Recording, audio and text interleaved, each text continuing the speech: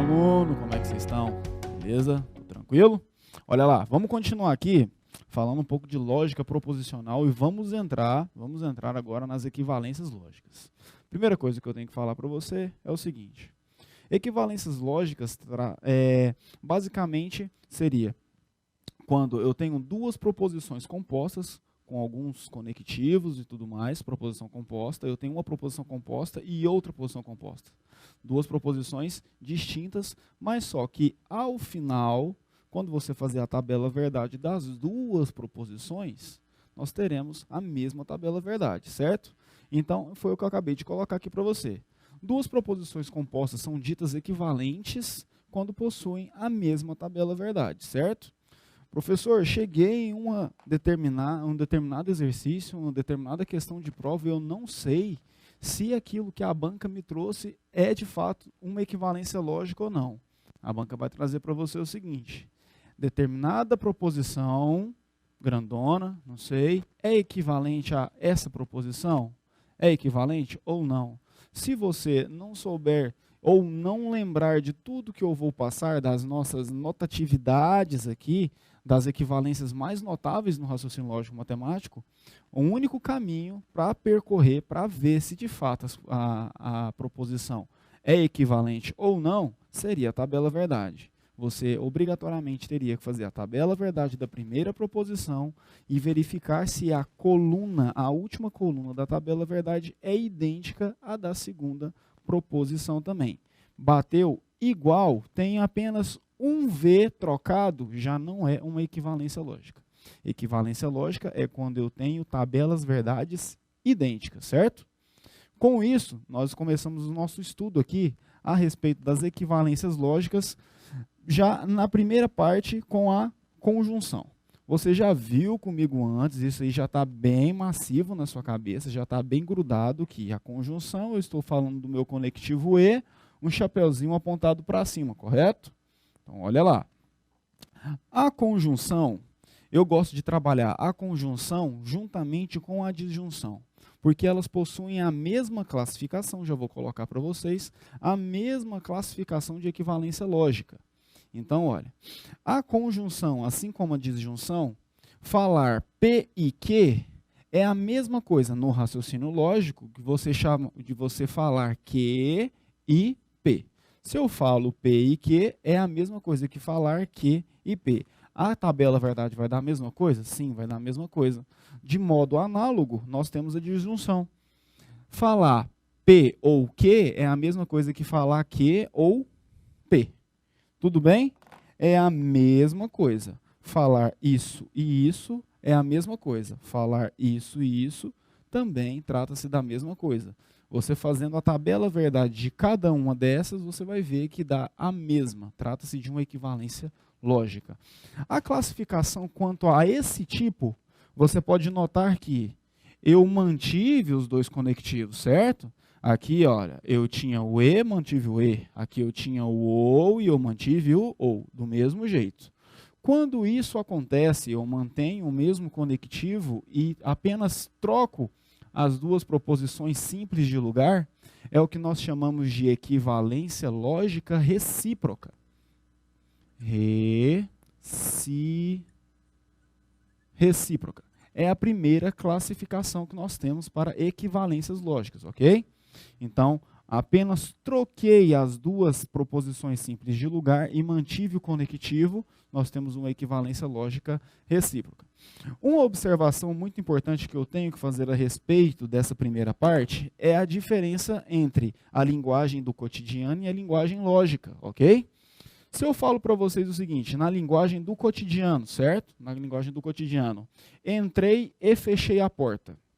O que eu fiz primeiro? Primeiro eu entrei e posteriormente eu fechei a porta. Se eu falo o seguinte, fechei a porta e entrei. Primeiro eu fechei a porta, depois eu entrei. Então eu tenho que respeitar uma certa cronologia a respeito do cotidiano. Já na lógica isso não acontece. Se eu falo que eu entrei e fechei a porta, entrei e fechei a porta, as duas coisas, entrei e fechei a porta, vai dar a mesma coisa de fechar a porta e entrar. Tudo bem? Então, olha, a linguagem do cotidiano é diferente da linguagem lógica, no cotidiano, entrei e fechei a porta, é diferente de fechar a porta e entrar, certo? Na linguagem lógica, não. As duas coisas são ditas equivalentes. Entrei e fechei a porta. É a mesma coisa que falar que fechei a porta e entrei. Tudo bem? Primeira parte da equivalência lógica, e essa observaçãozinha é o que você tem que levar dessa primeira parte. Tudo bem? Olha lá. Vamos continuar aqui. Você, meu aluno, você já sabe que eu bato em cima da condicional, certo? Então, olha, a condicional, quando nós falamos da condicional, você tem que ter uma atenção redobrada quanto a isso. Isso aconteceu lá nos conectivos lógicos, certo?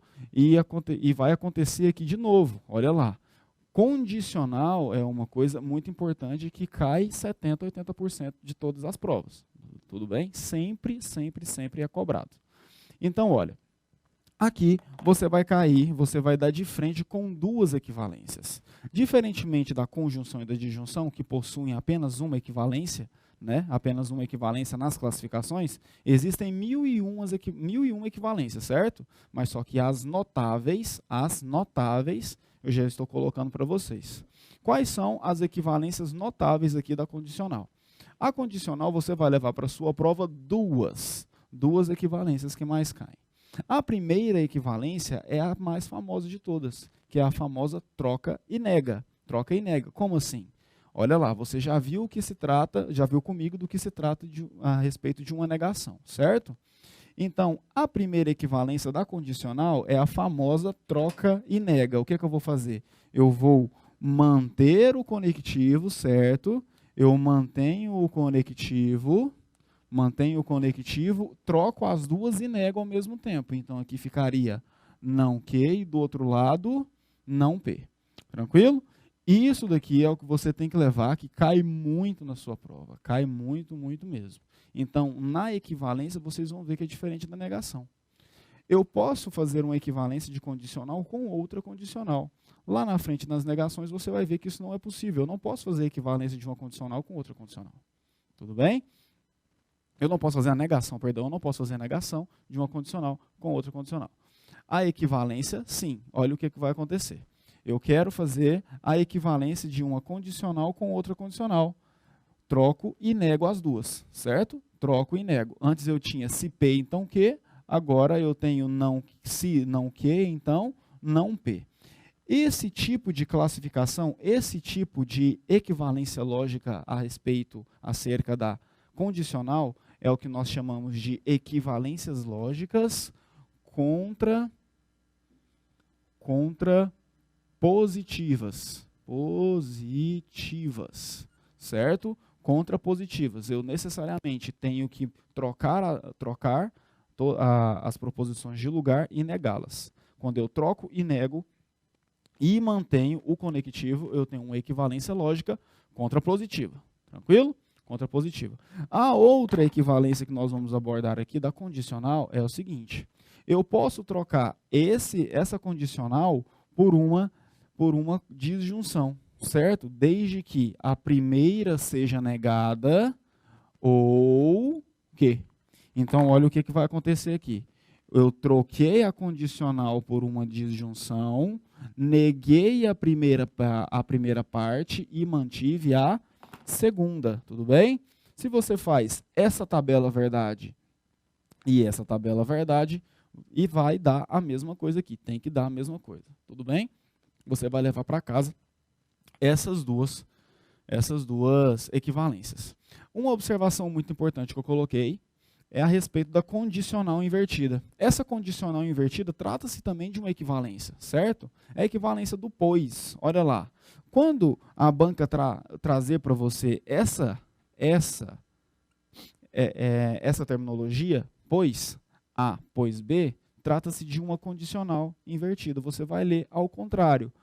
A, pois B, é a mesma coisa de você ler se B, então A. Certo? E isso já foi abordado no CESP, tá? Isso já foi abordado no CESP, então vamos ver como que isso cai na prática.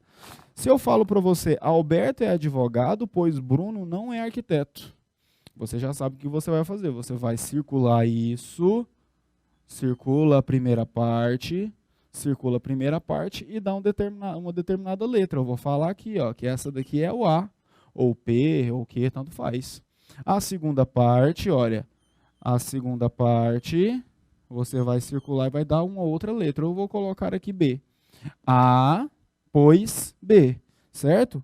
Se eu escrevo A, pois B, é a mesma coisa de escrever se B, então A, certo? Se B, então A. Então, olha, como que pode ficar uma possível equivalência disso daqui que eu acabei de colocar para vocês. Olha lá, eu posso escrever isso aqui de duas maneiras. A primeira maneira, contrapositiva, certo? A contrapositiva ficaria assim, ó. Se não A, então não B. Tranquilo? Se não A, então não B. E a segunda, eu posso escrever o seguinte, eu posso negar a primeira, não B, não B, fiz uma lambrequinha aqui, pera, olha lá, ó, não B ou A. Então eu posso escrever das duas maneiras, certo? Olha lá, o que seria o não A? O não A é Alberto não se Alberto não é advogado, então Bruno é arquiteto. Porque a negação do não vai ficar o quê? Uma lei da dupla negação. Então Bruno é arquiteto. Então seria a primeira equivalência para esse tipo de exercício, para o que caiu no CESP, certo? Assim como eu poderia falar também, olha, poderia falar Bruno, não com não, vai dar o quê? Arquiteto. Bruno é arquiteto ou Alberto é advogado. Eu falar uma coisa ou outra é a mesma coisa, tudo bem? Trata-se de duas equivalências lógicas aqui. Show? Condicional. Leve isso aqui para a sua prova. Isso aqui não pode faltar. Vamos para o próximo. Olha lá. Falar um pouco a respeito da disjunção exclusiva é quase que a mesma coisa de falar da condicional. As duas vão ter as mesmas abordagens, tá? Vai mudar só na última equivalência que eu vou ter que fazer uma certa prova para vocês. Então, olha, tanto na disjunção exclusiva quanto na bicondicional, ambos os dois conectivos vão admitir as três classificações que nós temos na equivalência lógica. Você já viu comigo a equivalência lógica recíproca e a contrapositiva. E eu vou te apresentar agora uma diferente, que seria a contrária. Então, funciona desse jeito. Como a disjunção exclusiva admite as três, eu posso fazer isso daqui, ó. Eu posso simplesmente trocá-las de lugar, falar ou P ou Q, é a mesma coisa que falar ou Q ou P. Vai dar a mesma coisa? Sim, vai dar a mesma coisa. Assim como eu posso trocar e negar, certo? Posso trocar e negar. Falar, ó, ou não Q ou não P. Até aqui você já viu comigo esses dois tipos de equivalência. Você já viu. O que eu vou te apresentar de novo é quando eu apenas nego dos dois lados e não troco. Se eu falar assim, ó, não P ou não Q, isso daqui também vai dar a mesma coisa. Então, você já viu comigo que essa primeira equivalência trata-se de uma equivalência recíproca. A segunda equivalência é o que nós chamamos de uma equivalência contrapositiva. E a terceira equivalência é o que nós chamamos de uma equivalência contrária, certo? Contrária. Então, olha, a disjunção exclusiva, assim como a bicondicional, vai admitir as três classificações: recíproca, contrapositiva e contrária. Recíproca, quando eu apenas troco de lugar; contrária, quando eu troco e nego as duas proposições; e a contrária é quando eu apenas nego, sem trocar de lugar. Tudo bem? Olha lá. Essa quarta seria a prova da exclusividade. Então, você já viu comigo lá nos conectivos que a disjunção exclusiva, ela se comporta da seguinte maneira: eu estou trazendo escolhas para você fazer. Ou você faz isso ou aquilo. Você não pode, de nenhuma forma, fazer as duas coisas ao mesmo tempo. Ou isso ou aquilo. Então, olha o que eu te trago. Eu estou te trazendo duas opções. Ou você está aqui em P, ou você está aqui em Q. Você não pode de maneira alguma fazer os dois ao mesmo tempo, porque trata-se de uma exclusividade, certo? E uma proposição composta, ela é dita exclusiva quando atende essa determinada prova. Então vamos lá com bastante calma, olha o que eu vou fazer para você aqui, ó. Quando eu faço isso daqui, olha, você vai ter que escolher essa daqui ou essa, certo? Significa que você tem que pegar os elementos de P na primeira parte. Nessa primeira parte, você necessariamente tem que pegar os elementos de P e não pode pegar os elementos de quem? De Q. Então, o que acontece nessa primeira parte? Escrevendo essa primeira parte, ficaria assim, ó. Você tem que pegar todos os elementos de P e não pode pegar os elementos de Q. Tudo bem? Essa primeira parte. Ou o quê? Isso daqui tem que acontecer, ou o quê?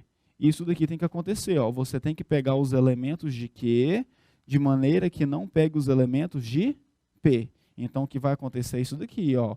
Não P e Q, certo? Então, olha, essa primeira parte, eu vou pegar os elementos de P e os não Qs. Tudo bem? Pego isso e não isso. Ao passo que ou, não P e Q. Então, essa daqui seria a nossa quarta equivalência da disjunção exclusiva, que é o que nós chamamos de prova da exclusividade. Eu estou provando para você a exclusividade. E isso daqui ou isso, certo? A primeira parte trata-se da primeira sem a segunda ou sem a primeira e com a segunda. Então, está aqui a nossa quarta equivalência lógica para disjunção exclusiva. E essa daqui, ela não tem uma classificação, ela apenas trata-se de uma prova da exclusividade, certo? Disjunção exclusiva foi isso. Vamos lá, aqui, ó, para finalizar a nossa aula, falar um pouco a respeito da bicondicional. De novo, a bicondicional ela vai se comportar, ela deve se comportar assim como a disjunção exclusiva. Então, ela tem que admitir o quê? As três classificações. Então, se eu falo P, se, somente se, Q, é a mesma coisa de falar que, se e somente se, P. Assim como falar não que, se e somente se, não P. Assim como eu falo não P, se e somente se, não Q. Você já viu comigo que isso aqui trata-se de uma equivalência recíproca, perdão. Só troco de lugar, é o que nós chamamos de recíproca. Recíproca. Aqui, quando eu troco e nego ambas de lugar, é o que nós chamamos de contrapositiva, tudo bem? E quando eu apenas nego, sem trocar as proposições de lugar, é o que nós chamamos de contrária. Contrária, certo? A última equivalência para a bicondicional é o que nós chamamos prova da bicondicional. Quando eu digo para você que uma bicondicional é equivalente a isso daqui, é equivalente a essa diagramação, significa que a bicondicional ela tem que atender tanto a ida quanto a volta, certo? Ela tem que atender tanto indo quanto voltando. Assim como P, eu tendo o P como antecedente e o Q como consequente, eu tenho que atender o Q também? O Q como antecedente, o Q como antecedente e o P como consequente. Isso tem que atender. Então, os dois caminhos, tanto o caminho de ida quanto o caminho de volta, devem ser atendidos. Por isso que eu tenho essa configuração para a diagramação lógica. De certa maneira, o espaço amostral de P e de Q devem ser iguais. Por quê? Porque tanto o caminho de ida de uma tem que ser o caminho de ida da outra também. O caminho de volta de um tem que ser o caminho de volta do outro também. Então, as duas condicionais devem ser atendidas ao mesmo tempo. Que condicionais? Se P, então Q, deve ser atendido ao mesmo tempo que se Q, então P. Então, como que fica? Ficaria assim, ó. Isso daqui tem que ser lido dessa forma. O que eu falei para você? Que a primeira condicional tem que ser atendida, não é isso? A primeira condicional tem que ser atendida. Então, a primeira condicional é se P então Q, certo? Primeira coisa que eu fiz. Ao passo que, ao mesmo tempo, o caminho inverso deve ser atendido também. E, se Q, então P. Isso daqui é o que nós chamamos de prova da bicondicional. Então, como que fica? A bicondicional, assim como a disjunção exclusiva, atendem a todas as classificações de equivalências lógicas. Recíproca, contrapositiva e contrária. Na disjunção exclusiva, assim como na bicondicional, eu tenho a prova delas. Qual seria a prova da bicondicional? Se P, então Q, e se Q, então P. Então, a bicondicional e a disjunção exclusiva, eu tenho 4 equivalências lógicas. Apenas a condicional, eu tenho 2 equivalências lógicas. Disjunção e conjunção, eu tenho apenas uma, que trata-se de uma recíproca. Com isso, nós ficamos por aqui com essa aula de equivalências lógicas. Eu espero vocês para a próxima para falar um pouco de negações, beleza? Forte abraço, fiquem com Deus.